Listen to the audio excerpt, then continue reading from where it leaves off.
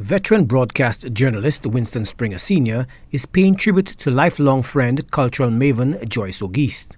The pioneer who helped transform local folk music was found dead on Thursday, May 21, 2020, at her Arundel Hill home in Castries. She was 76. Springer says the cultural giant epitomized duty, honor, country.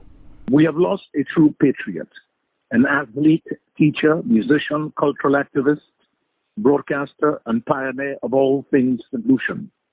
A woman who was selflessly devoted to this country. She was a member of the now defunct St. Lucia Arts Guild and Creative Arts Society, along with St. Lucian greats, the Walcott brothers, Sir Dunstan St. Omer, Arthur Jacobs, and George Otland, to name a few, at a time when being St. Lucian was more important than the political party you supported.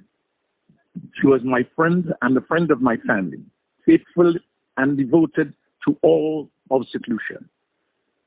There has not been a national historic event that I can recall that Joyce was not involved in. From Queen Elizabeth II and the Duke of Edinburgh's first visit to St. Lucia in 1967, to Pope John Paul's visit. Despite his elegy, Springer is furious, arguing that Auguste's contribution to country was greatly underappreciated and was worthy of more accolades, awards, and recognition. The broadcaster believes it's an indictment on successive administrations. A lifetime of devotion to duty for country that is gone unappreciated. And I am angry.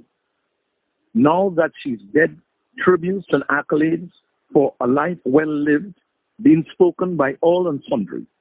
What hypocrites we are. Joyce was deserving of a knighthood and the St. Lucia Cross. Her problem was she was a Comptonite of the PPP, People's Progressive Party era, but not a political activist. And for that, she paid the price. When the Labour Party assumed office in 1997, she was Siberiaized, and there she would remain until the UWP returned to office. But Sir John Compton had not lived long enough to right that wrong. Springer has taken issue with an award system that argues, celebrates, and rewards self-promotion and marketing over merit. He worries that many unheralded sons and daughters of St. Lucia will only continue to be memorialized posthumously for their efforts. If you do not have a political connection or the right political connection at the time, your work goes unnoticed. You have people receiving awards and knighthoods and the St. Lucia Cross for enriching themselves in the fields of medicine, journalism, business, and others. It's a great shame on both sides of the political divide and the so-called awards committee.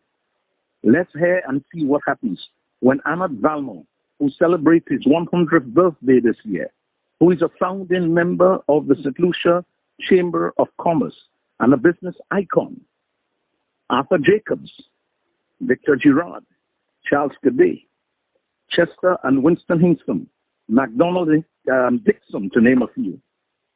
Let's see what happens when they make their exit. Joyce Auguste was inducted into the now defunct Music Hall of Fame in 1988, initiated by Springer with the assistance of the Caribbean Broadcasting Corporation, of which he was then vice president. The Hall of Fame received with the blessings and go-ahead of then Prime Minister Sir John Compton. Carlos Mins and Ronald Boo Hinkson are just a few of the illustrious inductees. Joachim Duplessis, HTS News Force.